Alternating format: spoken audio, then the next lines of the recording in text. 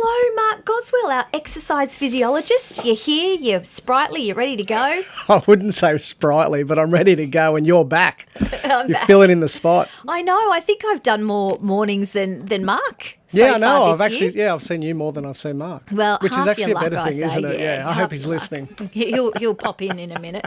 Now, look, we've all heard the terminology or the phrase "go have a cold shower," but by all accounts, having a cold shower has a lot of health benefits. Yeah, an incredible amount of health benefits. You've just got to get past the initial shock of actually jumping in that cold shower, or we've heard of ice baths as a recovery method.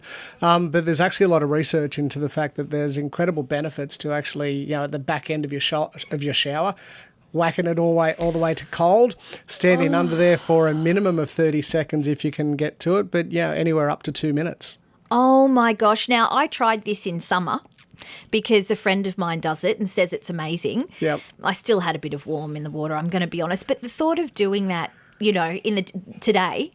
Yeah, where it is freezing today. You have to be very, very disciplined. So we're talking you have your shower, have it at the temperature you like, and then at the end you turn it down. And I guess you can do it gradually where you get cooler and cooler the more you do it. Yeah. Look, the more you do it, you just gradually build up to what you can tolerate because it is a shock to the system. Those of you that are out there that want to try this, they're a little bit hardcore.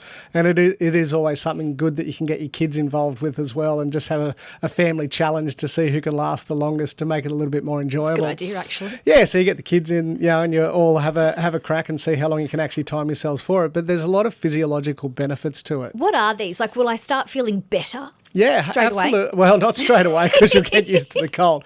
But imagine, so if you can all think back of when we've gone into the surf around around November, December, you always get the cold waters come through. So we go to the beach, you jump in, it's freezing.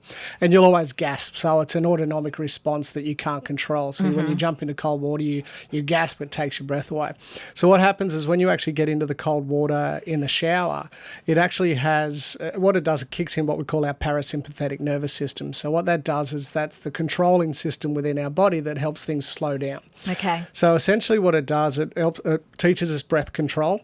Breath control is one of the most important things in terms of calming our nervous system. Yeah, sure. And the other thing about our nervous system is when it's heightened and alert, there's a lot of negatives associated with that. But cold showers has actually been shown to improve the conductivity of the nervous system. So we can actually help the healing processes of the body. Wow, that's pretty amazing. Yeah, it's pretty cool. It's just that whole getting over. Well, it is cool. That's the problem. Yeah, that's the point. But it's just getting over. Like it's a mind over matter thing. It is quite challenging and it's quite tough. So, Mark, the other thing is having an ice bath. I mean, that's next level, putting ice in there. It's ridiculous. Yeah, that is ridiculous, but it is next level. But there's so many athletes do it, so many high-performance sports people do it. And they do that to heal their body Yeah, as it is well, a healing don't they? process. So, and that's where the research has sort of come into it. But it's it's something that anybody can do.